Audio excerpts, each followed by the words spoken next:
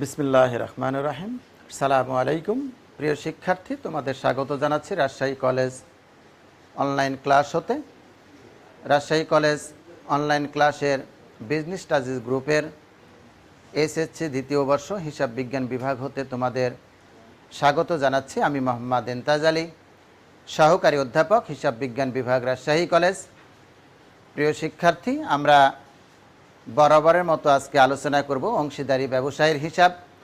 অংশীদারি ব্যবসায়ের হিসাবে আমরা বেশ কয়েকটি ক্লাস নিয়েছি যাবৎকাল।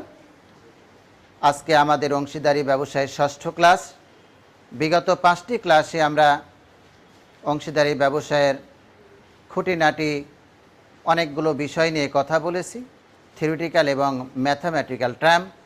আজকে আমাদের আলোচ্য বিষয় চলতি হিসাব সংক্রান্ত, অর্থাৎ আজকের আমরা আমাদের নির্ধারিত বিষয়ের যে টপিকস, অর্থাৎ যেগুলো নিয়ে আজ আমরা কথা বলতে চাই অথবা শিখতে চাই, সেগুলো আমরা এক নজরে একটু দেখে নিব। প্রিয় শিক্ষার্থী, আমরা যদি আমাদের শিখন ফলে যাই আজকের ষষ্ঠ ক্লাসে, তাহলে আমরা যেটি দেখতে পাই শুরুতেই সেটি হলো পূর্ব আলোচনা। অর্থাৎ হলো আমরা গত 5টি ক্লাসে কি আলোচনা করেছি, সেই আলোচনার ভিত্তিতে আমরা কি শিখলাম সেটি নিয়ে আগে আমরা একটু পর্যালোচনা করব। পর্যালোচনার পরেই আমরা চলে যাব আমাদের আজকের নির্ধারিত বিষয়, অর্থাৎ হলো চলতি হিসাব কি, চলতি হিসাবের সুদ নির্ণয় ও প্রয়োগ, গাণিতিক সমস্যা ও তার সমাধান। প্রিয় শিক্ষার্থী, আমরা যে চ্যাপ্টারটি নিয়ে কথা বলছি সেটি হলো অংশীদারি ব্যবসায়ের হিসাব। যেহেতু প্রতিটা ক্লাসের শুরুতে আমরা 2-3 মিনিট বা 4 মিনিট করে তার বিগত ক্লাসের বিষয়গুলো আলোচনা করি, তার ধারাবাহিকতায় আজকে যেটা বলতে চাই, অংশীদারি ব্যবসায়ের সংজ্ঞা, বৈশিষ্ট্য, সদস্য সংখ্যা এবং অংশীদারি ব্যবসায় করতে গেলে কি আইনগত দিকগুলো মেনে চলতে হয়, অংশীদারদের পারস্পরিক স্বার্থ রক্ষার্থে চুক্তি কীভাবে হতে পারে, সেটি লিখিত না মৌখিক। এবং আমরা জানি অংশীদারি ব্যবসায়ের সাধারণত 2 ধরনের মূলধন থাকে। একটি হলো প্রারম্ভিক মূলধন, কখনো কখনো অঙ্কে আমরা সমাপনী মূলধন দেখে থাকি। আমরা অংশীদারি ব্যবসায়ের হিসাবে যেটি বরাবর জেনেছি যে অংশীদারি ব্যবসায়ের মূলত যে গাণিতিক অঙ্কে থাকে এবং সেখান থেকে যে কাজগুলো আমাদের করতে হয় সেটি হলো লাভ লোকসান আবন্টন হিসাব বা বন্টন হিসাব আমরা প্রস্তুত করি। তারই আলোকে অংশীদারদের মূলধন হিসাব প্রস্তুত করি। সেই মূলধন স্থিতিশীল না পরিবর্তনশীল সেটিও অঙ্কের ন্যাচারের উপর ভিত্তি করে আমরা তৈরি করে থাকি। এছাড়া আমাদের কখনো কখনো প্রারম্ভিক মূলধন নির্ণয় করতে হয়, অর্থাৎ অঙ্কে যদি প্রারম্ভিক মূলধন নির্ণয় করা থাকে, প্রিয় শিক্ষার্থী, আমরা জেনেছি তাহলে আর নতুন করে প্রারম্ভিক মূলধন নির্ণয়ের কোনো প্রয়োজন নেই। কিন্তু অঙ্কে যদি সমাপনী মূলধন দেওয়া থাকে সেক্ষেত্রে আমাদের প্রারম্ভিক মূলধন নির্ণয় করতে হয়, কারণ প্রারম্ভিক মূলধনের উপরই কেবলমাত্র মূলধনের সুদ নির্ণয় করা হয়। এই প্রারম্ভিক মূলধন নির্ণয় এবং লাভ লোকসান আবন্টন হিসাব প্রস্তুত এবং অংশীদারদের মূলধন হিসাব প্রস্তুত করতে গেলে আমাদেরকে কতগুলো বিষয় নিয়ে কাজ করতে হয়। অর্থাৎ লাভ লোকসান আবন্টন হিসাবের মাধ্যমে কারবারের বন্টনযোগ্য লাভ বা ক্ষতির পরিমাণ আমরা নির্ণয় করে থাকি। ঠিক একইভাবে সমন্বিত লাভ ক্ষতি হিসাবের মাধ্যমেও আমরা প্রকৃত লাভ বা বন্টনযোগ্য লাভ বা ক্ষতির পরিমাণ নির্ণয় করে থাকি। মূলধন হিসাবের মাধ্যমে কারবারের অংশীদারদের মূলধনের স্থিতির পরিমাণ জেনে থাকি, অর্থাৎ বছর শেষে অংশীদারদের মূলধনের পরিমাণ বৃদ্ধি পেল না হ্রাস পেল সেটিকে যে অঙ্কের মাধ্যমে আমরা প্রকাশ করি সেটিকে আমরা বলে থাকি পরিবর্তনশীল মূলধন পদ্ধতি। কিন্তু যদি অঙ্কে চলতি হিসাব চাই, প্রিয় শিক্ষার্থী, একটু মনে রাখতে হবে যে বিষয়টি আজকে আমাদের মূল টপিকের কাজ। অঙ্কে যদি চলতি হিসাব চাই তাহলে অঙ্কে আমাদেরকে যদি মূলধন হিসাব প্রস্তুত করতে বলা হয় তাহলে জেনে রাখতে হবে সেই মূলধনটা হবে স্থিতিশীল মূলধন হিসাব।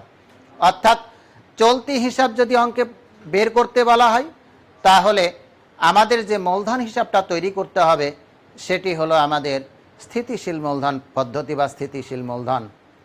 এবং লাভ লোকসান আবন্টনের যে সমস্ত দফা আমরা অন্তর্ভুক্ত করি কিছু আইটেমগুলোকে আমরা ডেবিট পার্শ্বে এবং কিছু আইটেম আমরা ক্রেডিট পার্শ্বে দিয়ে থাকি।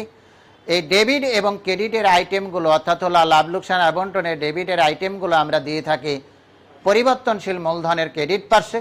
একইভাবে লাভ লোকসান আবন্টনের ক্রেডিট পার্শ্বের আইটেমগুলো আমরা দিয়ে থাকি, প্রিয় শিক্ষার্থী মনে রাখতে হবে, পরিবর্তনশীল মূলধনের ডেবিট পার্শ্বে।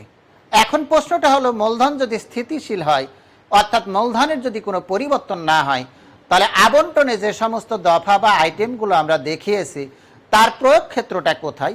মনে রাখতে হবে প্রিয় শিক্ষার্থী, আমাদের আবন্টনের বিষয়গুলো যদি মূলধন স্থিতিশীল হয় তাহলে আবন্টনের ডেবিট এবং ক্রেডিটের যে আইটেম বা দফা সেগুলোকে আমরা চলতি হিসাবে দেখাবো। অর্থাৎ আবন্টনের ডেবিটগুলোকে তখন আমরা চলতি হিসাবের ক্রেডিট পার্শ্বে দেখাবো এবং আবন্টনের ক্রেডিট পার্শ্বের দফাগুলোকে আমরা চলতি হিসাবের ডেবিট পার্শ্বে প্রদর্শন করব বা দেখাবো। একইভাবে আমরা মূলধনের সুদ নির্ণয় করা শিখেছি, উত্তোলনের সুদ নির্ণয় করা শিখেছি।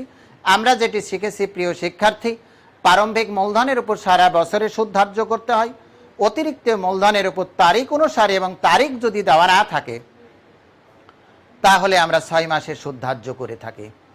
উত্তোলনের ক্ষেত্রে আমরা যেটি দেখেছি, উত্তোলন যদি বছরের শুরুতে হয় বা মাসের শুরুতে হয় তাহলে আমরা 6.5 মাসের সুদ নির্ণয় করি। উত্তোলনটা একইভাবে যদি মাসের শেষে হয় তাহলে আমরা 5.5 মাসের সুদ নির্ণয় করতে শিখেছি। এবং তারিখ না থাকলে বা কোনো কিছু বলা না থাকলে বা মাঝামাঝি সময় যদি উল্লেখ থাকে তাহলে উত্তোলনের উপর আমরা 6 মাসের সুদ ধার্য করে থাকি। চলতি হিসাবেরও তাই। চলতি হিসাবের যদি প্রারম্ভিক উদ্বৃত্ত দেওয়া থাকে, যদি ক্রেডিট উদ্বৃত্ত থাকে তাহলে যে সুদ নির্ণয় করে থাকি, একইভাবে মূলধনের মধ্যে আমরা জানি মূলধনের নেচারটা হলো আমাদের ক্রেডিট। তাহলে ক্রেডিটে যে মূলধনের সুদ সেটি লাভ লোকসান আবন্টন হিসাবে আমরা ডেবিট পার্শ্বে প্রদর্শন করি এবং মূলধন হিসাবে আমরা সেটিকে ক্রেডিট দিকে দিই, অথবা চলতি হিসাব যদি আমরা করি চলতি হিসাবের ক্রেডিট দিকে প্রদর্শন করে থাকি।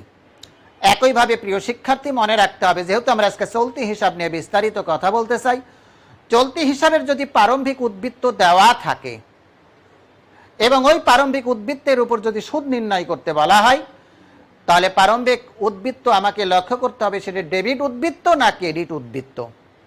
যদি ক্রেডিট উদ্বৃত্ত হয় তাহলে চলতি হিসাবের নির্ণীত সুদ, ক্রেডিট উদ্বৃত্তের সুদ লাভ লোকসান আবন্টন হিসাব নির্ণয় করার সময় চলে যাবে আমার ডেবিট পার্শ্বে। এবং যদি চলতি হিসাবের প্রারম্ভিক উদ্বৃত্তটা হয় ডেবিট ব্যালেন্স তাহলে ওই চলতি হিসাবের সুদটা চলে যাবে আমাদের আবন্টনের ক্রেডিট পার্শ্বে।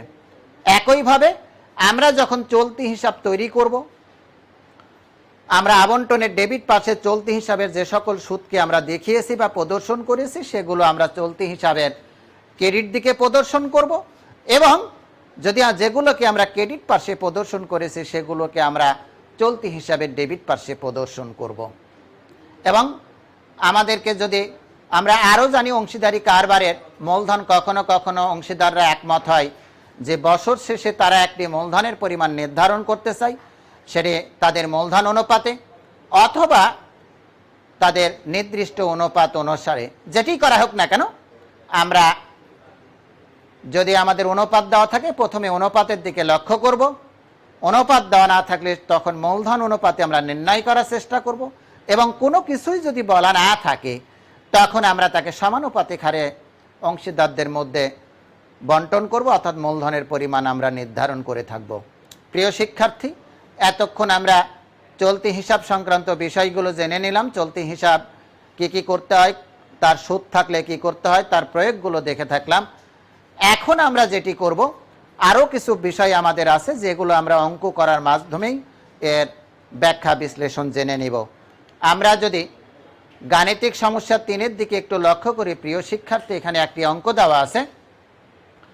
ক, খ এবং গ নামক 3 জন অংশীদার একটি কারবারে 3 জন অংশীদার বা 3 জন মিলে একটি কারবার গঠন করেছে। 2019 সালের 1 জানুয়ারি তাদের মূলধনের পরিমাণ ছিল ক এর 50,000 টাকা, খ এর 40,000 টাকা এবং গ এর 30,000 টাকা। গ কারবার হতে মাসে বা মাসিক 300 টাকা হারে বেতন পাবে। পরের স্টেপে বলা হয়েছে প্রিয় শিক্ষার্থী, 2019 সালে 1 জানুয়ারি তাদের চলতি হিসাবের প্রারম্ভিক উদ্বৃত্ত ছিল ক ক ৫,০০০ টাকা, খ ২,০০০ টাকা। ক ৫,০০০ টাকা ক্রেডিট ব্যালেন্স, খ ২,০০০ টাকা ডেবিট ব্যালেন্স এবং গ ৩,৫০০ টাকা ক্রেডিট ব্যালেন্স। ক্রেডিট মূলধন এছাড়া আমাদের বলা হয়েছে মূলধন, চলতি হিসাব এবং উত্তোলনের উপর ৫% হারে যথাক্রমে সুদ ধার্য করতে হবে। অর্থাৎ প্রারম্ভিক মূলধন, অতিরিক্ত মূলধন দেওয়া নেই। প্রারম্ভিক মূলধন, অংশীদারদের চলতি হিসাব এবং অংশীদারদের উত্তোলন, এ তিনটি বিষয়ের উপর ৫% হারে সুদ ধার্য করতে হবে। অর্থাৎ এগুলো সুদ এখনও ধার্য করা হয় নাই। ২০১৯ সালে অংশীদারদের উত্তোলনের পরিমাণ ছিল, কয়ের ছিল ৭,০০০ টাকা, ক্ষয়ের ছিল ৬,০০০ টাকা এবং গয়ের ছিল ৫,০০০ টাকা। পাশাপাশি তিনজনের উত্তোলনের সুদের পরিমাণ দেওয়া আছে ৩৩০ টাকা, ক্ষয়ের আছে ২৯০ টাকা এবং গয়ের আছে ১৮০ টাকা। প্রিয় শিক্ষার্থী, এখানে একটু নোট তোমাদের সুবিধার্থে বলতে চাই। উত্তোলনের উপর সুদ ধার্যের কথা বলা হয়েছে, আবার উত্তোলনের উপর সুদের পরিমাণ দেওয়া আছে। সেক্ষেত্রে নতুন করে উত্তোলনের উপর আর কোনো সুদ ধার্য করতে হবে না। যে সুদটি অঙ্কে দেওয়া আছে সেটিকেই উত্তোলনের সুদ বলে গণ্য করতে হবে।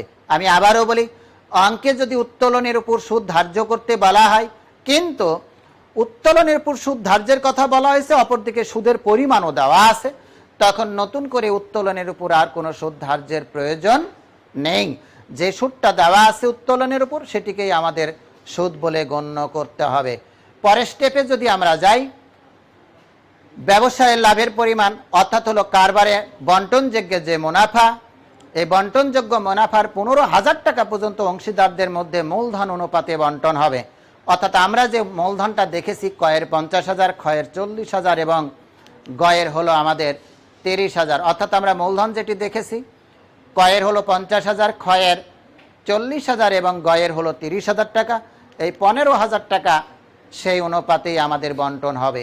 এবং অবশিষ্ট যদি কোনো মুনাফা থাকে, সেই মুনাফা ক, খ এবং গয়ের মধ্যে আমার 25%, 35% এবং 40% হারে বন্টিত হবে। অর্থাৎ ক পাবে 25%, খ পাবে 35% এবং গ পাবে 40%। গয়ের বেতন ডেবিট করার পর কিন্তু অন্যান্য সমন্বয় সাধনের পূর্বে কারবারের মোট মুনাফার পরিমাণ দাঁড়ায় 30,০০০ টাকা। আমরা বেতন নিয়ে কথা বলেছিলাম, আমরা যখন গুরুত্বপূর্ণ আইটেম নিয়ে কথা বলেছিলাম, প্রিয় শিক্ষার্থী তোমাদের মনে আছে, অংশীদারদের বেতন যদি ডেবিট করার পর বা সমন্বয়ের পর বা কর্তনের পর মুনাফার পরিমাণ দেওয়া হয়, তাহলে ওই বেতনটাকে আর মুনাফা থেকে বাদ দেওয়ার প্রয়োজন নেই। অর্থাৎ লাভ লোকসান আবন্টন হিসাবে ওই বেতনটা আসবে না। তবে কোথায় আসবে? মূলধন হিসাবে আসবে। একইভাবে যদি বলা হয় বেতন উত্তোলন করা হয়েছে, গ্রহণ করা হয়েছে, তাহলে ওই বেতনটা লাভ লোকসান আবন্টনে আসবে, কিন্তু কোথায় আসবে না? মূলধনে আসবে না। এখানে বলা হয়েছে গয়ের বেতন ডেবিট করার পর, অর্থাৎ গয়ের বেতন বাদ দেওয়ার পরে মুনাফার পরিমাণ। কারণ লাভ লোকসান আবন্টনে তো আমরা মোট মুনাফা থেকে তার সমন্বয়গুলো বাদ দিয়ে বন্টনযোগ্য মুনাফা বের করি। যেহেতু বলা হচ্ছে বেতন বাদ দেওয়ার পরে মুনাফার পরিমাণ 30,০০০ টাকা, এই জন্য আবন্টনে আর নতুন করে ওই বেতনটাকে বাদ দেওয়ার প্রয়োজন নেই। তবে ওই বেতনটা কোথায় চলে যাবে? যখন আমরা মূলধন হিসাব তৈরি করব বা চলতি হিসাব তৈরি করব, তখন বেতনটাকে আমরা ক্রেডিট পার্শ্বে প্রদর্শন করব। এরই আলোকে আমাদের বলা হচ্ছে লাভ লোকসান আবন্টন হিসাব বা বন্টন হিসাব, অংশীদারদের মূলধন হিসাব এবং চলতি হিসাব। প্রিয় শিক্ষার্থী, এখানে মনে রাখতে হবে আমাদের বের করতে বলা হয়েছে অংশীদারদের চলতি হিসাব। অংশীদারদের চলতি হিসাব যদি বের করতে বলা হয়, তাহলে যে মূলধন হিসাব আমাদের তৈরি করতে হবে, জানতে হবে, সেটি হলো স্থিতিশীল মূলধন পদ্ধতি। তার আগে আমাদের কয়ে যেটি করতে হবে সেটি হলো লাভ লোকসান আবন্টন বা বন্টন হিসাব।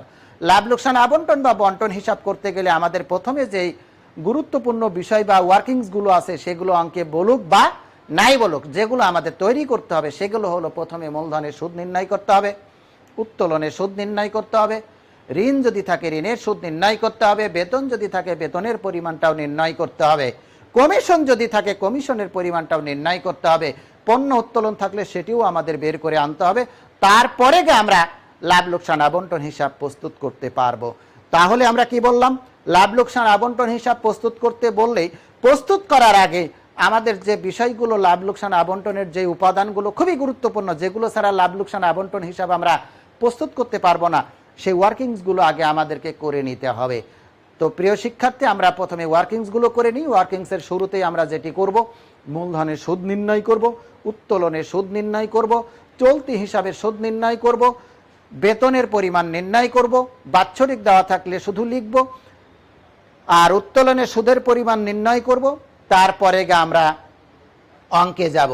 তাহলে প্রথমেই আমরা চলে যাই মূলধনের সুদ নির্ণয়ে। মূলধনের সুদ নির্ণয় ক, আমাদের দেখতে হবে কয়ের প্রারম্ভিক মূলধন হলো 50,000 টাকা এবং কয়ের অতিরিক্ত মূলধন নেই, এবং মূলধনের সুদের পরিমাণ হলো আমাদের 5%। তাহলে 50,000 গণিত 5%, 2,500 টাকা। ক্ষয়ের প্রারম্ভিক মূলধন হলো 40,000 টাকার 5%, 2,000 টাকা। গয়ের প্রারম্ভিক মূলধন হলো আমাদের 30,000 টাকার 5%, 1,500 টাকা। যোগ যদি করি 5 5 10 শূন্য, হাতে 1, 2 আর 4 6, অর্থাৎ হলো মোট মূলধনের সুদের পরিমাণ পেয়ে গেলাম আমরা প্রিয় শিক্ষার্থী 6,000 টাকা। এই 6,000 টাকার মধ্যে কয়ের হলো 2,500 টাকা, ক্ষয়ের হলো 2,000 টাকা এবং গয়ের মূলধনের সুদের পরিমাণ হলো আমাদের 1,500 টাকা। এখন যেটি করব, আমরা চলতি হিসাবের সুদ নির্ণয় করব। চলতি হিসাবের সুদ ক, কয়ের প্রারম্ভিক চলতি হিসাবের উদ্বৃত্ত আছে ক্রেডিট 5,000 টাকার উপর 5%, 250 টাকা। এটি ক্রেডিট, আমরা জানি চলে যাবে। ক্ষয়ের আছে চলতি হিসাবের প্রারম্ভিক উদ্বৃত্ত 2,000 টাকা, ডেবিট উদ্বৃত্ত 5%, 100 টাকা ডেবিট, তোমাদের স্বার্থে আমি লিখে রাখলাম। গয়ের আছে প্রারম্ভিক উদ্বৃত্ত 3,500 টাকার উপর 5% করলে আমরা পাবো 150, 5 5 25, 175 টাকা ক্রেডিট। অর্থাৎ আমরা চলতি হিসাবের সুদটাও পেয়ে গেছি। কয়ের 5,000 টাকার উপর 5% হলো আমাদের 250 টাকা, ক্ষয়ের 2,000 টাকার উপর 5% হলো 100 টাকা, গয়ের 3,500 টাকার উপর 5% হলো আমাদের 175 টাকা। অর্থাৎ মূলধনের সুদ এবং আমার অঙ্কে যেটি বলা হয়েছে মূলধন, চলতি হিসাব এবং উত্তোলনের উপর সুদ। তাহলে মূলধনের সুদ আমরা বের করেছি প্রিয় শিক্ষার্থী, চলতি হিসাবের সুদ আমরা বের করলাম। এরপরে উত্তোলনের সুদ অঙ্কে দেওয়া আছে, তারপরেও উত্তোলনের সুদ কয়ের দেওয়া আছে, আমার কয়ের দেওয়া আছে 330 টাকা, ক্ষয়ের দেওয়া আছে প্রিয় শিক্ষার্থী 290 টাকা, গয়ের দেওয়া আছে আমাদের 180 টাকা। 8 9 17, 3 20 শূন্য, হাতে 2 আর 3 5, 2 7, 1 800 টাকা। অর্থাৎ হলো টোটাল সুদ যদি আমরা যোগ করি তাহলে পেয়ে যাব 800 টাকা। বেতনের যে কথাটুকু বলা হচ্ছে, মাসে কারবার হতে পাবে কত টাকা বেতন? 300 টাকা বেতন। তাহলে গয়ের বাৎসরিক বেতন পরিমাণ, বেতন যদি আমরা বের করি তাহলে বেতনটা কার? গয়ের 300 টাকা গণিত 12 সমান 3,600 টাকা। আমরা গয়ের বাৎসরিক বেতনের পরিমাণটা বের করে নিলাম। এ 4টি ওয়ার্কিংসের আমাদের প্রয়োজন ছিল। আমি আবারও বলি, গয়ের উত্তোলনের সুদ আমরা বের না দেখালেও পারতাম, অঙ্কে যেহেতু সরাসরি সুদের পরিমাণ দেওয়া আছে। তারপরেও তোমাদের সুবিধার্থে বা বোঝার স্বার্থে আমরা এটি বোর্ডে প্রদর্শন করে দেখালাম। আমরা জানি আবন্টন তৈরি করার ক্ষেত্রে, লাভ লোকসান আবন্টন তৈরি করার ক্ষেত্রে লাবন্টনের ডেবিট পাশে বসে মূলধনের সুদ, বেতন, কমিশন, ঋণের সুদ। আমরা এর মধ্যে পেলাম মূলধনের সুদ, উত্তোলনে ঋণের সুদ, ঋণ সুদ নাই, বেতন আছে, উত্তোলনের সুদ আছে, চলতি হিসাবের সুদ আছে। আমরা এগুলোকে নিয়েই আমরা অঙ্কে কমিশন নাই, যার জন্য কমিশন সুদ নির্ণয় করার কোনো প্রয়োজন নেই। আমরা এগুলো নিয়ে এখন যেটি করব, আমরা মূলধনের সুদ পেলাম, উত্তোলনের সুদ পেলাম, চলতি হিসাবের সুদ পেলাম, বেতন পেলাম, এবং এগুলো দিয়ে আমরা কি করব, এখন একটি লাভ লোকসান আবন্টন বা বন্টন হিসাব নির্ণয় করার চেষ্টা করব প্রিয় শিক্ষার্থী। তাহলে আমাদের লাভ লোকসান আবন্টনের যে ছক আমরা জানি, ডেবিট এবং ক্রেডিট। লাভ লোকসান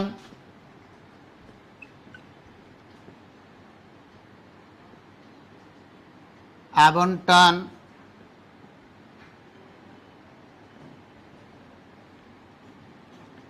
হিসাব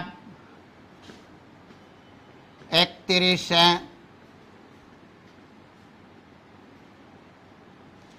ডিসেম্বর 2019। আমরা একটা টি ছক টেনে নেই। টি ছকের একটি ডেবিট পক্ষ, আরেকটি হলো আমাদের ক্রেডিট পক্ষ। বিবরণ টাকা, বিবরণ টাকা, এইখানে লিখলাম আমরা ক্রেডিট এবং এই দিকে লিখলাম আমরা ডেবিট। আমরা ক্রেডিট, ডেবিট, ক্রেডিটের একটি ছক টেনে নিয়েছি। এখন আমরা শুরুতে যেটি বলি, মুনাফা বা লাভ অঙ্কে যেটি দেওয়া আছে আমাদের, আমরা যদি দেখি প্রিয় শিক্ষার্থী, সেটি হলো গয়ের বেতন ডেবিট করার পরে কিন্তু অন্যান্য সমন্বয় সাধনের পূর্বে উক্ত বছরে মুনাফার পরিমাণ ছিল 30,000 টাকা। সেই মুনাফার পরিমাণটা আমরা আগে দিয়ে দিলাম 30,000 টাকা। এরপরে আমাদের যে কাজটি সেটি হলো, আমরা যে আবন্টন করার সময় লিখি মূলধন হিসাব, আর মূলধন করার সময় লিখি আবন্টন হিসাব। যেহেতু অঙ্কে আমাদের চলতি হিসাব প্রস্তুত করতে বলা হয়েছে, যার জন্য মূলধন হিসাবের পরিবর্তে আমরা লিখব চলতি হিসাব। চলতি হিসাব দিয়ে আমরা কোলন ড্যাশ দিলাম। প্রথমে উত্তোলনের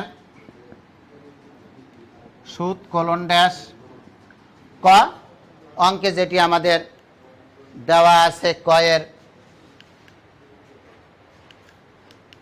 কয়ের আমাদের উত্তোলনের সুদ দেওয়া আছে 330 টাকা, ক্ষয়ের দেওয়া আছে আমাদের 290 এবং গয়ের দেওয়া আছে আমাদের 180 টাকা। যোগ করলে আমরা ওইখানেও বের করেছিলাম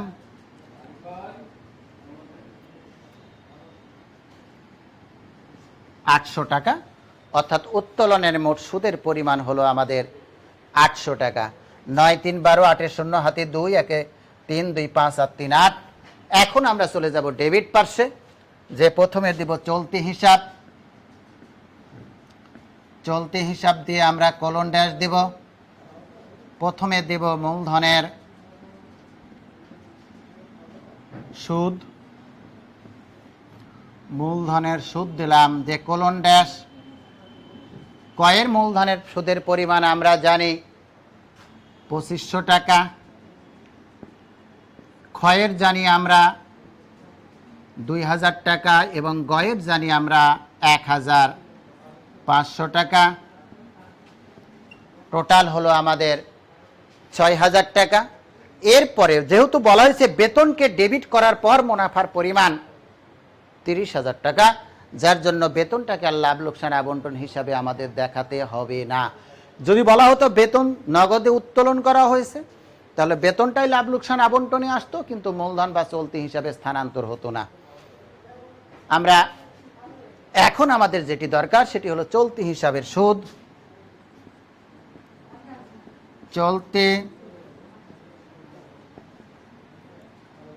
হিসাবের সুদ ক এবং গ। কয়ের হলো আমাদের 250 টাকা আর গয়ের হলো 175 টাকা। 5 7 12 2 হাতে 1 2 আর 2 425 টাকা। এই পারে চলতি হিসাবের সুদ শুধুমাত্র ক্ষয়ের আমরা যেটি জানি 2000 টাকার 5% 100 টাকা। প্রিয় শিক্ষার্থীরা, আমরা আগে যখন ওয়ার্কিং স্কুল তখন তোমরা লক্ষ্য করে দেখো, ক এবং গয়ের চলতি হিসাবের ক্রেডিট উদ্বৃত্ত ছিল, যার জন্য সুদটা আমাদের সরি একটু ভুল হয়ে গেছে, ক আর ক্ষয় গয় এই পারে আসবে। ক হলো 250, গ হলো 175, তাহলে আমার 5 7 12, 2 হাতে 1, 2 আর 2 4, এইখানে শুধু ক্ষয়েরটা যাবে আমাদের 100 টাকা, অর্থাৎ যেগুলো ক্রেডিটের সুদ সেগুলো চলে আসলো আমার ডেবিট পার্সে, আর যেগুলো ডেবিটের সুদ সেগুলো চলে গেল আমার ক্রেডিট পার্সে। প্রিয় শিক্ষার্থী, আমরা যেটি জানি লাভ লোকসান আবন্টন হিসাবে ডেবিট পার্সে বসে মূলধনের সুদ, সেটি দিলাম। ক্রেডিট পার্সে বসে উত্তোলনের সুদ, সেটি দিলাম। বেতন ডেবিট করা হয়েছে বা বাদ দেওয়া হয়েছে, যার জন্য বেতন আর আসলো না। উত্তোলনের সুদ চলতি হিসাবের সুদ, চলতি হিসাব ক্রেডিট উদ্বৃত্তের সুদগুলো আসলো ডেবিট দিকে, আর ডেবিট উদ্বৃত্তের সুদ চলে গেল আমার ক্রেডিট দিকে। কমিশন নেই, তাই কমিশন আর আসে নাই আমাদের অঙ্কে। এখন যোগ বিয়োগ যদি আমরা করি তাহলে যেটি হবে আমাদের 30,800 অর্থাৎ যোগফল হলো 30,900 টাকা। এই 30,900 টাকা ঠিক এই সোজা নিয়ে আসবো আমরা এখন 30,900 টাকা। এখন যদি আমরা বাদ দিই প্রিয় শিক্ষার্থী, অর্থাৎ 30,900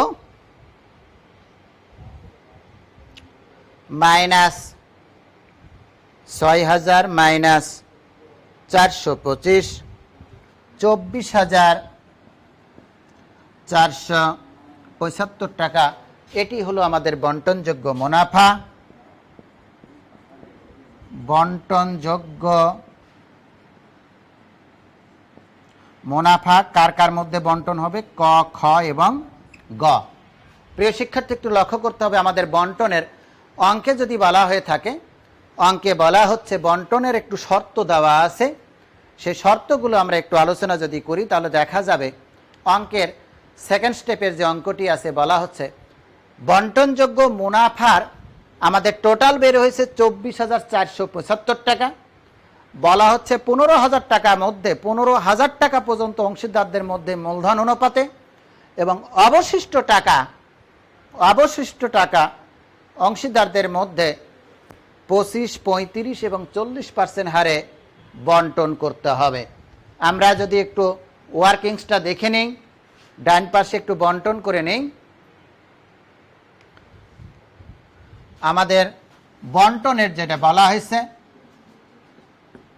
বন্টন মুনাফার যে বন্টনটি আমাদের আছে 15,000 টাকা পর্যন্ত, ক 15,000 গুণিত, আমরা মূলধনের যে অনুপাতটি জানি প্রিয় শিক্ষার্থী, খুব ইম্পর্টেন্ট, আমাদের মূলধনের যে অনুপাতটি দেওয়া আছে অঙ্কে 50,000, 40,000 এবং 30,000, আমরা যদি এটাকে সংক্ষিপ্ত রূপ ধারণ করি তাহলে 5, 4 এবং 3, অর্থাৎ হলো 5, 4 এবং 10, তাহলে 5 যোগ 4 যোগ 10, অর্থাৎ ক পাবে 12 ভাগের 5 ভাগ, খ পাবে 12 অংশের 4 ভাগ এবং গ পাবে 12 অংশের 3 ভাগ। তাহলে ক পাবে 5/12, তাহলে যেটি আমাদের আসবে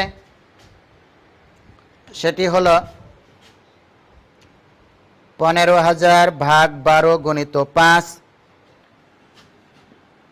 6,250 টাকা পেল কে আমাদের?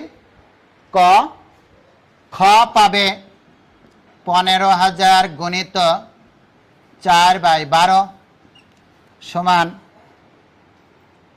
15,000 ভাগ 12 গুণিত 4, 5,000 টাকা। গ পাবে 15,000 ভাগ 12 গুণিত 3,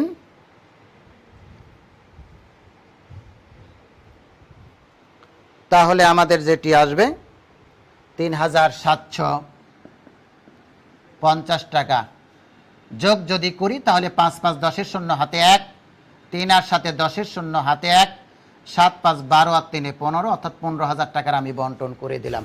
কিন্তু প্রকৃতপক্ষে বন্টনযোগ্য মুনাফা তো আমার 24,475 টাকা, তাহলে অবশিষ্ট কত থাকবে? অবশিষ্ট মুনাফা 24,475 মাইনাস 15,000 পাবো 9,475 টাকা। প্রিয় শিক্ষার্থী, একটু মনে রাখতে হবে অবশিষ্ট মুনাফা আমাদের কত। অবশিষ্ট মুনাফাটা হলো আমাদের 9,475 টাকা। এই 9,475 টাকা কিভাবে বন্টিত হবে? ক পাবে 25%, খ পাবে 35% এবং গ পাবে 40%। তাহলে ক 9,475 গুণিত 25%, 9,475 গুণিত 25, 2,369। খ 9,475 গুণিত অঙ্কে দেওয়া আছে আমাদের 35%, 9,475 গুণিত 35%, 3,316। আর গ পাবে আমাদের 9,475 গুণিত 40%, 9,475 গুণিত 40%, 3,790। যোগ যদি করি আমরা 3,790, 3,316 যোগ 2,369, 9,475 টাকা আমরা পেয়ে গেলাম। অর্থাৎ আগে কয়ের হলো 6,250, পরে কয়ের হলো 2,369। ক্ষয়ের হলো আগের 5,000, পরের হলো 3,316। কয়ের আগে হলো 3,750, পরে হলো 3,750 টাকা। এখন আমরা পেয়ে গেছি। এইটিকে আমরা যদি মনে করি ককে এক জায়গায় নিয়ে আসব, তাহলে 6,250 যোগ 2,369, তাহলে কয়ের আমরা পেয়ে যাব 6,250 যোগ 2,369। আমরা যেটি পাবো সেটি হলো আমাদের 6,250 যোগ 2,369 আমাদের 8,619। ক্ষয়ের আসবে আমাদের 5,000 যোগ 3,316, 8,316। গয়ের আসবে 3,750 যোগ 3,750, 7,500। অর্থাৎ 3,750 গুণিত 2, 7,500 টাকা। এই ওয়ার্কিংসটুকু আমরা করে নিলাম প্রিয় শিক্ষার্থী। এখন আমাদের যেটি করতে হবে সেটা হলো এখন আমরা বসাই দিব। কয়ের পেয়েছি আমরা 8,619, ক্ষয়ের পেয়েছি 8,316, গয়ের পেলাম আমরা 7,500।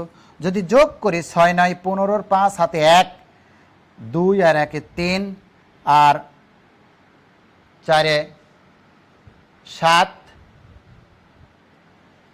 আমরা একটু যোগটা করে নিব প্রিয় শিক্ষার্থী। সেটি হলো আমাদের 8,619 যোগ 8,316 যোগ 7,500, টোটাল হলো 24,475। অর্থাৎ 6 9 15, 5 হাতে 1 1, 2 1 3 7, 6 3 9। আমরা অর্থাৎ হলো যোগ করে যেটি পেয়ে গেলাম 24,435 টাকা। আসলে 75 টাকা হওয়ার কথা, একটু মনে হয় আমাদের একটু দেখে নিই আমরা। 24,475 মাইনাস 15,000, তাহলে হয় আমাদের 9,475 গুণিত 0.25, তাহলে আমাদের 2,369। 9,475 গুণিত 0.35 আমাদের 3,316। 9,475 গুণিত 0.4, 3,790। এইখানে একটু ভুল হয়েছে প্রিয় শিক্ষার্থী। 3,790 যোগ ৩,৭৫০ পেয়ে গেলাম আমরা ৭,৫৪০ টাকা। ৭,৫৪০ টাকা এখন যোগ করলে আমরা পেয়ে যাব ২৪,৪৭৫ টাকা। এটি আমাদের লাভ লোকসান আবন্টন হিসাব আমরা পেয়ে গেছি প্রিয় শিক্ষার্থী।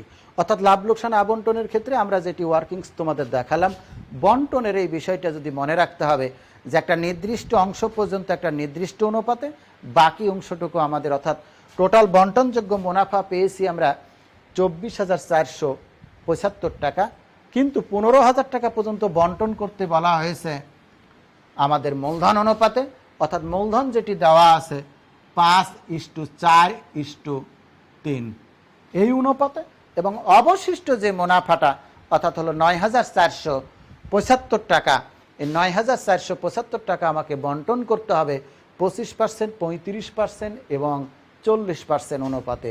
আমরা আগেরটা মূলধন অনুপাতে বন্টন করেছি, পরেরটা পার্সেন্ট বা শতকরা হার যে পদ্ধতি আছে সেটি আকারে বন্টন করে আমরা কয়ের পেলাম ৮,৬১৯ টাকা, ক্ষয়ের পেলাম ৮,৩১৬ টাকা, গয়ের পেলাম ৭,৫৪০ টাকা। প্রিয় শিক্ষার্থী, এটাকে আমরা একেবারে সংক্ষেপেও করতে পারতাম ক্যালকুলেটারে। জাস্ট ১ সেকেন্ড আমি বলে দিই। সেটি হলো আমরা যেটি করব সেটি হলো ফার্স্ট ব্র্যাকেট ১৫,০০০ গুণিত ৫/১২ ব্র্যাকেট ক্লোজ প্লাস আবার ফার্স্ট ব্র্যাকেট ৯,৪৭৫ গুণিত 0.25 ব্র্যাকেট ক্লোজ দিলেই আমার চলে আসবে ৮,৬১৯ টাকা। আমি এত ওয়ার্কিংস না করেও কিন্তু একেবারে সংক্ষেপে বলে দিচ্ছি। সেকেন্ডটি হলো আমাদের আবার লিখব ফার্স্ট ব্র্যাকেট ১৫,০০০ গুণিত ৫/১২ bracket close ৪/১২ bracket close plus first bracket ৯,৪৭৫ গুণিত 0.35 বা ৩৫% ব্র্যাকেট ক্লোজ, চলে আসবে আমাদের ৮,৩১৬ টাকা। গয়ের ক্ষেত্রে যদি আমরা একেবারে সংক্ষেপে বের করি তাহলে হলো আমাদের ফার্স্ট ব্র্যাকেট ১৫,০০০ গুণিত ৩/১২ bracket close plus first bracket ৯,৪৭৫ গুণিত 0.4 বা ৪০% ব্র্যাকেট ক্লোজ, চলে আসবে ৭,৫৪০ টাকা। অর্থাৎ একটা ওয়ার্কিং যখন আমরা ১০-১৫ মিনিটে করালাম সেটা আমরা বা ২-৩-৫-৭ মিনিটে করব, সেটা আমরা ৫-১০ সেকেন্ডেই অঙ্কের উত্তর করে আনতে পারি। প্রশ্নটা হলো আমরা কেন করলাম এই জন্য যে তোমাদেরকে দেখালাম এইভাবেও করতে পারি আমরা, অথবা আমরা সংক্ষেপে এইভাবেও করতে পারি। আমাদের লাভ লোকসান আবন্টন হিসাব শেষ প্রিয় শিক্ষার্থী। লাভ লোকসান আবন্টনের মাধ্যমে যেটি পেলাম, কয়ের পেলাম, এটি আমাদের খুব জরুরি বা এটা প্রয়োজন আমাদের। কয়ের পেয়েছি ৮,৬১৯, ক্ষয়ের পেয়েছি ৮,৩১৬ এবং গয়ের পেলাম আমরা ৭,৫৪০। লিখে রাখলাম অঙ্ক করার জন্য, এটি আমাদের প্রয়োজন হবে। আর তোমরা যদি বন্টনটা আবার সংক্ষেপে দেখতে চাও সেটিও আমরা ১ সেকেন্ডে আরেকবার একটু দেখে দিচ্ছি তোমাদের, যে আমরা কিভাবে এত বড় ওয়ার্কিংস না করে আমরা মুনাফাটা বন্টন করতে পারি। সেক্ষেত্রে আমাদের দুটো অংশ আগে ভাগ করে নিতে হবে। সেটি হলো টোটাল বন্টনযোগ্য মুনাফা হলো ২৪,৪৭৫ মাইনাস ১৫,০০০, থাকলো আমাদের ৯,৪৭৫। অর্থাৎ দুটি স্ল্যাব আমরা ককে করব এইভাবে ১৫,০০০ গুণিত ৫/১২ ব্র্যাকেট ক্লোজ প্লাস ৯,৪৭৫ গুণিত ২৫%, দ্যাট ইজ আমরা পেয়ে যাব ৮,৬১৯। ক্ষয়ের যেটি করব সেটি হলো ১৫,০০০ গুণিত ৪/১২ প্লাস ৯,৪৭৫ গুণিত ৩৫% ব্র্যাকেট ক্লোজ ৮,৩১৬ টাকা। গয়ের যেটি পাবো আমরা ১৫,০০০ গুণিত ৩/১২ bracket close plus first bracket ৯,৪৭৫ গুণিত ৪০%, আমরা পেয়ে যাব ৭,৫৪০ টাকা। প্রিয় শিক্ষার্থী, তোমরা দেখবা যে আমরা আগের যখন ওয়ার্কিংস করলাম এই মুনাফাটা বন্টন করার ক্ষেত্রে কয়েক মিনিট ধরে এটিকে আমরা ৩০ সেকেন্ড বা ১ মিনিটের মধ্যে কমপ্লিট করে আনতে পারি। তোমরা একটা শুধু অঙ্কে দেখো, একটা যদি তোমরা একটু ব্যাক আমার সাথে দেখে থাকো তাহলে ১৫,০০০ গণিত ৫/১২ ব্র্যাকেট ক্লোজ করে দিলাম প্লাস ফার্স্ট ব্র্যাকেট ৯,৪৭৫ গণিত 0.25 ব্র্যাকেট ক্লোজ, আমরা টিকলে ৮,৬১৯ টাকা পেয়ে গেলাম। অর্থাৎ প্রতিটাই আমরা এভাবে বের করতে পারি প্রিয় শিক্ষার্থী, খুবই অল্প সময়ের মধ্যে টেকনিক অ্যাপ্লাই করে। আমরা আবন্টন শেষ করেছি, এখন চলে যাব মূলধন হিসাবে অঙ্কে যেহেতু চলতি হিসাব প্রস্তুত করতে বলা হয়েছে, সুতরাং তোমরা বুঝতেই পারছো এটি হলো স্থিতিশীল মূলধন পদ্ধতি। স্থিতিশীল মূলধন পদ্ধতি আমরা একটু করে নিব। স্থিতিশীল মূলধন পদ্ধতি আমরা লিখব অংশীদারদের মূলধন হিসাব, ব্র্যাকেটে লিখব আমরা স্থিতিশীল, যেহেতু চলতি হিসাব অঙ্কে আছে সুতরাং বললেও স্থিতিশীল, না বললেও স্থিতিশীলই হবে। এখন আমাদের পার্টনার যেহেতু 3 জন, প্রিয় বন্ধুরা 3 জনের ঘর হবে টাকার, ক খ গ, ক খ গ বিবরণ, ক খ গ এটিও হবে আমাদের বিবরণ, ক খ এবং গ ব্যালেন্স বিডি বা প্রারম্ভিক উদ্বৃত্ত, যেটি অঙ্কে আমাদের দেওয়া আছে। কয়ের আছে আমাদের 50,000, ক্ষয়ের আছে 40,000, গয়ের আছে 30,000। অঙ্কে আমাদের কোথাও একটু মনে রাখতে হবে, অঙ্কের কোথাও আমাদের কি নেই, অঙ্কের কোথাও আমাদের অতিরিক্ত মূলধনের নেই বা বলা নেই, যার জন্য অতিরিক্ত মূলধন নেই। এখন আমরা এটি যোগ করলে একই পাবো, কোনো পরিবর্তন না। স্থিতিশীল মূলধন মানে প্রিয় শিক্ষার্থী মনে রাখতে হবে, বছরের শুরুতে যে মূলধনটি ছিল বছরের শেষেও এসে ঠিক একই মূলধন থাকবে, মূলধনের কোনো পরিবর্তন হবে না। আমরা ব্যালেন্স সিডি যদি করি তাহলে যেহেতু উপরে কিছু নেই, কয়ের 50,000 টাকাই পাবো, ক্ষয়ের পাবো 40,000 টাকা এবং গয়ের পাবো 30,000 টাকা, অর্থাৎ মূলধন আমাদের অংশ হয়ে গেছে। স্থিতিশীল মূলধন খুবই সহজ প্রিয় শিক্ষার্থী। প্রারম্ভিক মূলধনের সাথে যদি শুধু অতিরিক্ত মূলধন থাকে যে পার্টনারের, এইটিকে নিয়েই বছরের শুরুর মূলধন এবং শেষের মূলধন, অর্থাৎ মূলধন স্থিতিশীল মূলধন শুরুতে যা ছিল বছর শেষে মূলধন সেটি আছে। তাহলে আবন্টনের যে কার্যক্রম আমরা করেছি সেগুলো যাবে কোথায়, সেটি ট্রান্সফার হয়ে যাবে আমাদের চলতি হিসাবে। স্থিতিশীল মূলধনও আমাদের শেষ। এখন আমরা চলে যাব চলতি হিসাবের তৈরি করার ক্ষেত্রে, অর্থাৎ চলতি হিসাব আমরা কিভাবে তৈরি করতে পারি সেখানে চলে যাব। চলতি হিসাব আমরা লিখলাম অংশীদারদের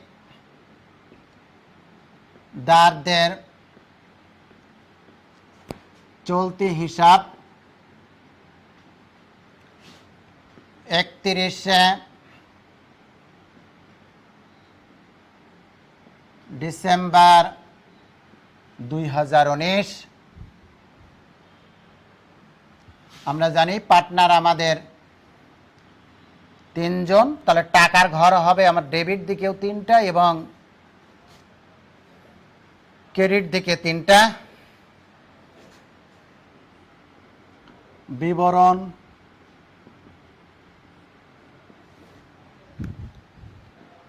ক খ গ, বিবরণ ক খ এবং গ। আমরা অঙ্কের শুরুতেই আমরা যদি প্রথম স্টেপে দেখি, এখানে বলা হচ্ছে অংশীদারদের, আমরা অঙ্ক করতেছি চলতি হিসাব তৈরি করি প্রিয় শিক্ষার্থী, বলা হচ্ছে চলতি হিসাবের প্রারম্ভিক উদ্বৃত্ত আমাদের অঙ্কে দেওয়া আছে। তাহলে চলতি হিসাবের প্রারম্ভিক উদ্বৃত্ত যেটি ক্রেডিট আছে সেটা ক্রেডিট দিকে বসাবো, আর যেটি ডেবিট আছে আমাদের সেটিকে আমরা ডেবিট দিকে বসাবো। প্রারম্ভিক উদ্বৃত্ত অথবা ব্যালেন্স বিডি, প্রারম্ভিক উদ্বৃত্ত আমরা এই পারেও লিখে নিলাম, প্রারম্ভিক উদ্বৃত্ত। আমরা অঙ্কে যদি দেখি তাহলে দেখব ক এবং গয়ের আছে ক্রেডিট, কয়ের আছে 5,000, গয়ের আছে 3,500 টাকা ক্রেডিট দিকে, আর ডেবিট দিকে শুধু ক্ষয়ের আছে 2,000 টাকা। তোমরা লক্ষ্য করো প্রিয় শিক্ষার্থী, যার উদ্বৃত্ত ক্রেডিট তারটা ক্রেডিট দিকে বসাইছি তার কলামে, এবং যার উদ্বৃত্তটা ডেবিট তাকে ডেবিট দিকে বসাইছি তার কলামে। এখন আমাদের যে মূল কাজ সেটি হলো অঙ্কে যদি উত্তোলন থাকে উত্তোলনগুলোকে আমরা আগে দিয়ে নিব। কোন দিকে দিব? নিশ্চয়ই মূলধন হিসাবের সময় তৈরি করা পরিবর্তনশীল মূলধন করার সময় আমরা দিতাম ডেবিট দিকে, ঠিক একইভাবে চলতি হিসাবেরও আমরা দিব ডেবিট দিকে। লিখব উত্তোলন হিসাব আমার ক্রয়ের দেওয়া আছে 7,000 টাকা, ক্ষয়ের 6,000 টাকা এবং গয়ের আছে 5,000 টাকা। এইগুলো যে উদ্বৃত্তটা আমার ছিল সেটি দিয়ে নিলাম। এখন আমরা যেটা করব সেটি হলো আবন্টনের ডেবিটগুলো নিয়ে আসবো ক্রেডিট দিকে, আর ক্রেডিটগুলোকে নিয়ে যাব আমরা ডেবিট দিকে। প্রিয় শিক্ষার্থী, তোমাদের মনে আছে যখন আমরা আবন্টন করেছিলাম তার শুরুতে দিয়েছিলাম অংশীদারদের চলতি হিসাব, কোলন ড্যাশ দিয়ে বাকিগুলো দিয়েছিলাম ডেবিট এবং ক্রেডিট উভয় পার্শ্বে। এখন যেটি করব সেটি হলো আমরা যেহেতু চলতি হিসাব করব, লিখব লাভ লোকসান আবন্টন হিসাব এবং তারিখ দেব 31/12/19। লাভ লোকসান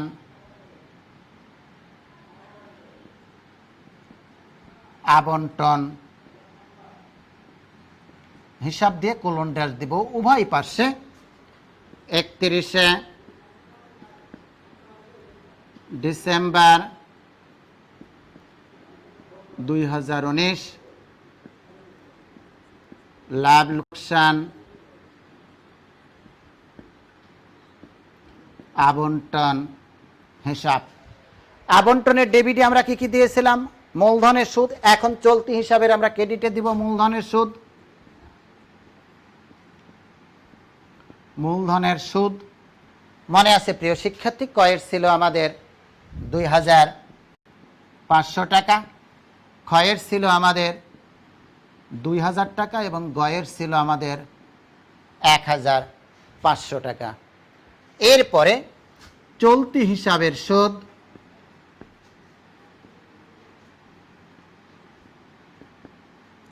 প্রিয় শিক্ষার্থী, মনে আছে আমরা ক্রয় এবং গয়েরটাকে দিয়েছিলাম ডেবিট পার্শ্বে, এখন সেগুলোকে আমরা স্থানান্তর করব ক্রেডিট পার্শ্বে। ক্রয়ের ছিল আমাদের 5,000 টাকার 5% 250 টাকা এবং ক্ষয়ের ছিল আমাদের 3,500 টাকার 5% 175 টাকা। আর ক্ষয়ের ছিল আমাদের ক্রেডিট দিকে, তাকে আমরা দিব ডেবিট দিকে 100 টাকা। চলতি হিসাবে সুদ গেল। এখন আসবে বেতন। প্রিয় শিক্ষার্থী, যেটি বারবার বলছিলাম, বেতন ডেবিট করার কথা বলা হলে বা সমন্বয় করা হলে বা বাদ দেওয়ার কথা বললে আবন্টনে আসবে না, কিন্তু কোথায় আসবে? আমার মূলধন হিসাব বা চলতি হিসাবে আসবে। কার কলামে আসবে? গ নামক যে অংশীদার আছে তার কলামে আছে, অর্থাৎ হলো বেতন। ক খ এর আসবে না, গ এর আসবে 3,600 টাকা। প্রতি মাসে 300 টাকা হলে 12 মাসে 3 বারাং 3600 টাকা। এখন দিব মুনাফা, বন্টনযোগ্য মুনাফা।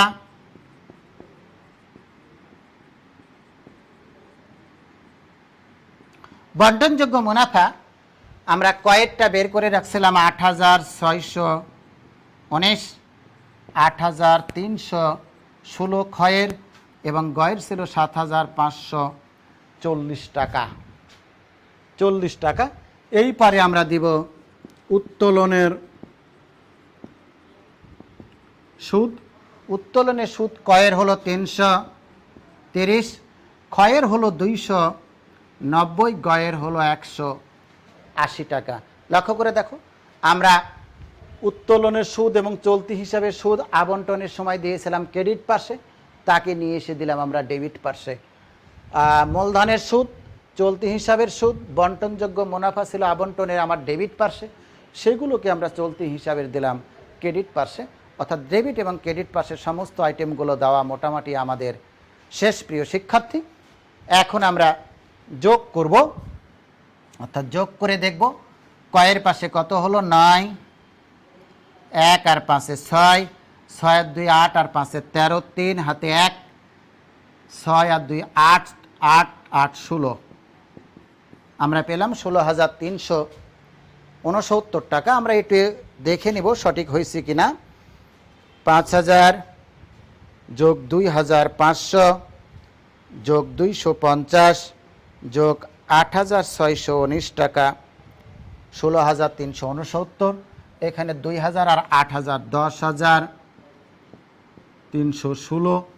এইখানে আমাদের 3,500 যোগ 1,500 দ্যাট ইজ 5,000 যোগ 175 যোগ 3,600 যোগ 7,540। আমরা পেয়ে গেলাম,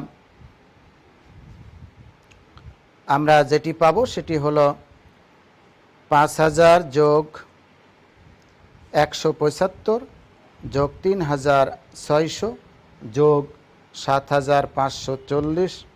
আমরা 16,315 টাকা পেলাম। 5, 7, 4, 11, 1 হাতে 1, 6, 5, 11, 11, 1, 12, 8, 18, 5, 23, 3 হাতে 2, 2 আর 3, 5, 5 আর 1, 6 আর 3, 9 আর 7, 16। আমরা এখন সোজা নিয়ে চলে আসবো 16,369 টাকা, 10,316 টাকা, 16,315 টাকা বাদ যদি দিই আমরা, তাহলে আমরা 16,315 মাইনাস 5,180, 16,000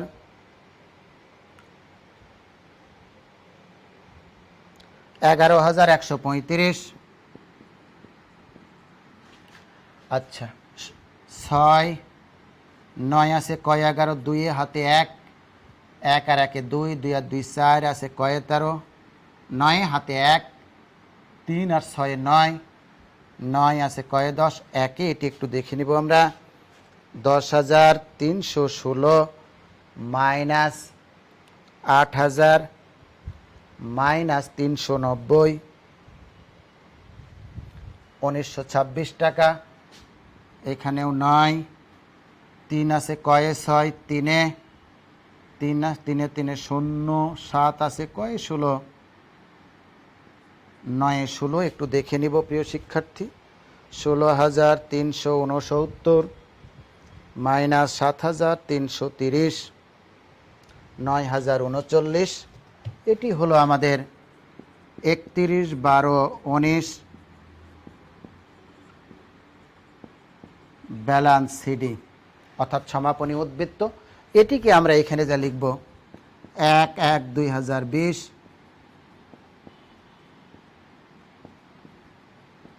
ব্যালান্স বিডি 9,039, 1,926 এবং 11,135 টাকা। প্রিয় শিক্ষার্থী, আমাদের চলতি হিসাবের কার্যক্রম শেষ। আমরা একটি পূর্ণাঙ্গ চলতি হিসাব দেখলাম, চলতি হিসাবে সুদ কিভাবে নির্ণয় করতে হয় সেটি দেখলাম, তার প্রয়োগ দেখলাম। আমাদের এইভাবে চলতি হিসাব যদি অঙ্কে থাকে, তার প্রারম্ভিক উদ্বৃত্ত যদি থাকে, একটু ভালো করে মনে রাখতে হবে। আমরা পুরো বিষয়টা নিয়ে আবারও 5 মিনিটে একটু বা 2-3 মিনিটে একটু আলোচনা করব। যে আমাদের অঙ্কে দেওয়া ছিল 3 জন অংশীদার, তাদের মূলধনের পরিমাণ দেওয়া ছিল, প্রারম্ভিক উদ্বৃত্ত ছিল, চলতি হিসাবের প্রারম্ভিক উদ্বৃত্ত ছিল, কিছু ডেবিট ছিল, কিছু ক্রেডিট ছিল, উত্তোলনের পরিমাণ দেওয়া ছিল, উত্তোলনের সুদের পরিমাণ দেওয়া আছে, বেতন দেওয়া আছে। এর ভিত্তিতে আমরা লাভ লোকসান আবন্টন হিসাব একটি প্রস্তুত করেছি এবং সে লাভ লোকসান আবন্টন হিসাব প্রস্তুত করতে গিয়ে প্রিয় শিক্ষার্থী আমরা যেটি করেছি সেটি হলো আমাদের প্রথমে আমরা মূলধনের সুদটাকে বের করে নিয়ে আসছি। মূলধনের সুদটাকে বের করে নিয়ে আসার পরে আমরা যেটি করেছি সেটি হলো আমরা মূলধনের সুদ, চলতি হিসাবের সুদ, বেতন এগুলো নির্ণয় করার পরে আবন্টনে গেছি। আবন্টনে যে কি করেছি, আমরা মুনাফা ক্রেডিট দেখেছি, উত্তোলনের সুদটাকে আমরা ক্রেডিট দিয়ে দিয়েছি, মূলধনের সুদ আমরা ডেবিট পাশে দিয়েছি, উত্তোলন চলতি হিসাবের যেটি সুদ, প্রারম্ভিক উদ্বৃত্ত যেটি ক্রেডিট, তার সুদটাকে আমরা দিয়েছি ডেবিট, আর চলতি হিসাবের যেটি প্রারম্ভিক উদ্বৃত্ত ডেবিট, তার সুদটাকে আমরা প্রয়োগ করেছি ক্রেডিট দিকে। এরপরে আমরা যেটি করেছি সেটি হলো আমাদের বন্টনযোগ্য মুনাফাতে যে আসবো, যখন তার আগে আরেকটি কথা ছিল বেতন ডেবিট করার পরে, যার জন্য সে বেতনটাকে আর আমরা আবন্টন হিসাবে প্রদর্শন করি নাই। এবং মুনাফা, বন্টনযোগ্য মুনাফা যখন আমরা পেয়েছিলাম 24,475 টাকা, ওইখানে একটি শর্ত ছিল, বন্টনযোগ্য মুনাফার 15,000 টাকা মূলধন অনুপাতে, অর্থাৎ 50,000, 40,000 এবং 30,000, এটিকে যদি আমরা কাটাকাটি করি বা সংক্ষিপ্ত রূপ করি তাহলে পাই 5, 4 এবং 3 অনুপাত, এভাবে ভাগ করেছি। এবং অবশিষ্ট অর্থাৎ হলো 24,475 থেকে আমরা যদি 15,000 টাকা বাদ দিই, 9,475 টাকা আমরা 25%, 35% এবং 40% হারে অংশীদারদের মধ্যে বন্টন করার চেষ্টা করেছি। প্রিয় শিক্ষার্থী, শেষে আমরা যেটি করেছি, অংশীদারদের একটি মূলধন হিসাব, যেহেতু চলতি হিসাব করতে বলা হয়েছে, যার জন্য মূলধন হিসাবটা হয়ে গেছে আমাদের স্থিতিশীল। স্থিতিশীল মূলধনে শুধু পরিবর্তন প্রারম্ভিক মূলধন, যেহেতু অতিরিক্ত মূলধন অঙ্কে দেওয়া নাই, ব্যালেন্স বিডিটাই হয়ে গেছে আমাদের পরবর্তী পর্যায়ে এসে বছর শেষে সিডি। চলতি হিসাব করার সময় যেটি চলতি হিসাবের প্রারম্ভিক উদ্বৃত্ত, ক্রেডিট ক এবং গয়ের প্রথমে তাদেরকে দিয়েছি, এবং ডেবিট ছিল আমার ক্ষয়েরটা ডেবিট দিকে দিয়েছি। এরপরে উত্তোলনটাকে আমরা ডেবিট পাশে দিয়েছি। এরপরে আবন্টনের যেগুলো ডেবিট সেগুলোকে আমরা ক্রেডিট দিকে নিয়ে এসেছি, যেগুলো ক্রেডিট ছিল সেগুলোকে আমরা ডেবিট পাশে নিয়ে এসেছি। এবং নেওয়া আসার আগে আমরা আবন্টন হিসাব নামে একটা শিরোনাম দিয়ে মূলধনের সুদ ক, খ, গয়ের অংশে দিয়ে দিয়েছি, চলতি হিসাবে সুদ কর গয়েরটা দিয়েছি, বেতন গয়েরটা গয়ের কলামে দিয়েছি, এবং বন্টনযোগ্য মুনাফা 3 জনেরটা 3 কলামে প্রদর্শন করেছি। এছাড়া আমরা এদিকে দিয়েছি চলতি হিসাবে সুদ এবং উত্তোলনের সুদ। যোগ বিয়োগ করার পরে আমরা যেটি ব্যালেন্স সিডি পেয়েছি, পরবর্তী বছরের 1 তারিখে যে আমরা ব্যালেন্স বিডি করে দিয়েছি। প্রিয় শিক্ষার্থী, একটু মনে রাখতে হবে, চলতি সম্পদের চলতি হিসাবের ব্যালেন্স সিডি ডেবিট পাশেও হতে পারে, ক্রেডিট পাশেও হতে পারে। ক্রেডিট দিকে বেশি হলে ডেবিট দিকে হবে ব্যালেন্স সিডি, আর ডেবিট পাশে বেশি হলে আমাদের ক্রেডিট দিকে হবে ব্যালেন্স সিডি। যেদিকেই ব্যালেন্স সিডি হবে পরবর্তী বছরে তার অপোজিটে যে ব্যালেন্স বিডি হবে। অর্থাৎ আমার ডেবিট দিকে এসে সিডি হয়েছে, যার জন্য পরবর্তী বছরের শুরুতে ক্রেডিট দিকে এসে ব্যালেন্স বিডি লিখেছি। এমনটি যদি হতো ক্রেডিট দিকে কোনো একটি ব্যালেন্স সিডি হলো, তাহলে পরবর্তী পর্যায়ে তারটা আমরা ডেবিট দিকে ব্যালেন্স সিডি দিতাম। প্রিয় শিক্ষার্থী, আমরা অঙ্কের একেবারে শেষ প্রান্তে চলে আসছি। আমরা ধারাবাহিকভাবে 6টি ক্লাস নিলাম অংশীদারি, আর একটি সামনের দিনে আমরা 10 তারিখে যে ক্লাসটি নিব তোমাদের সাথে, সেটি হলো অংশীদারদের প্রারম্ভিক মূলধন দিয়ে আমরা কমিশন নিয়ে একটু বিস্তারিত কথা বলবো। কমিশন পূর্ববর্তী না পরবর্তী, এবং বন্টনযোগ্য মুনাফার যে শর্ত সেটি, এবং মূলধনের যদি কোনো বার দেওয়া থাকে, এবং মুনাফার নিশ্চয়তা, একক নিশ্চয়তা এবং যৌথ নিশ্চয়তা, সেগুলো নিয়েই আমরা সামনে ক্লাসে কথা বলবো। এবং ওই ক্লাসের মাধ্যমে আমরা আশা রাখবো যে এই চ্যাপ্টারটা জবনিকা পা দেওয়া সমাপ্ত করব।